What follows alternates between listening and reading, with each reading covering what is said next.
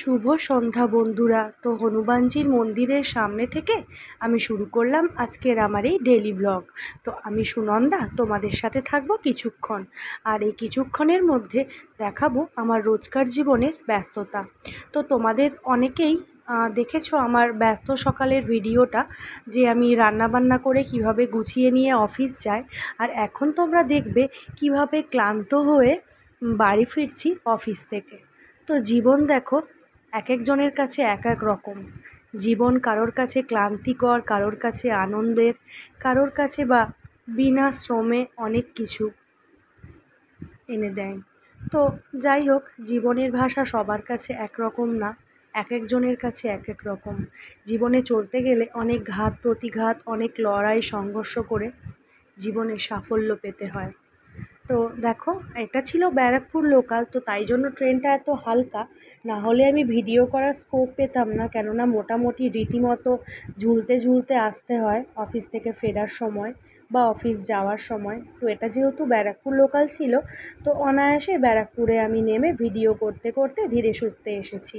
তো সন্ধ্যা 7টা ঘড়িতে বাজে আমি ট্রেন থেকে নেমেছি।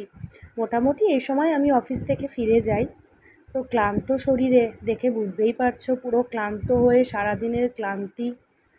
সমস্ত মানুষ ক্লান্ত, যারা কর্মব্যস্ত জীবন, যারা অফিস ফেরত যাত্রী, প্রত্যেকেই ক্লান্ত, আমি একা না। তো এটা রোজকার রুটিন, এতে কোনো প্রবলেম হয় না, এটা অভ্যেসের মধ্যে হয়ে গেছে। বরং এই অভ্যেসটা রয়ে গেছে অনভ্যেসের মধ্যে দিয়ে। তো একটু অপেক্ষা করছিলাম ওভারব্রিজের ওপরে হাজব্যান্ডের জন্য। যেদিন ফোনে কথা হয়ে যায় যে ও আমার সাথে একই সাথে ফিরবে, ট্রেনটা অ্যাডজাস্ট হয়ে যায় টাইমিংয়ের সাথে, তখন আমি একটু অপেক্ষা করে যাই, তো ওর গাড়িতে করেই ফিরে যাই। আর না হলে আমি টোটো বা অটো ধরে নিয়ে বাড়ি চলে আসি। তো দেখো, আজকে একসাথে সাক্ষাৎ হয়ে গেছে আর একসাথে চলে এসেছি।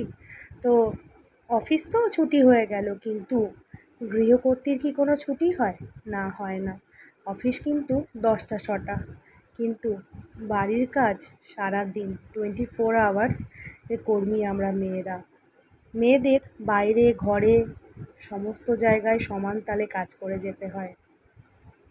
তো দেখো, ফিরে গেলাম আমরা। এবারে ও গ্যারেজে স্কুটিটা ঢুকিয়ে দেবে, চলো আমি তোমাদের সাথে গল্প করতে করতে ফার্স্ট ফ্লোরে উঠে যাই। আমাদের ফ্ল্যাটটা ফার্স্ট ফ্লোর।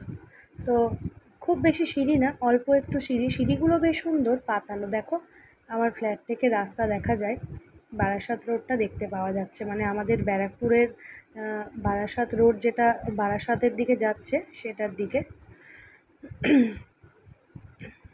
তো এবার তালাতুলো খুলে ভালো করে ফ্রেশ হয়ে নিতে হবে। আর কি, সারাদিনের ক্লান্তি কাটিয়ে আবার লেগে বড় বাড়ির কাজে। বাস, এভাবেই একটা দিন কেটে যাবে। অপেক্ষা আরও একটা দিনের, আবার একটা সকাল, আবার একটা সেই সকালে তাড়াহুড়ো করে রান্নাবান্না করে কাজকর্ম কমপ্লিট করে আবার সেই অফিস যাওয়া। এভাবেই চলছে জীবন। তো দেখো, দেখে বুঝতেই পারছো তোমরা কতটা ক্লান্ত। তো চলো, আজকের মতো এখানেই টাটা করি, কেননা এবার আমাকে ফ্রেশ হয়ে রান্নায় নামতে হবে। Bye bye.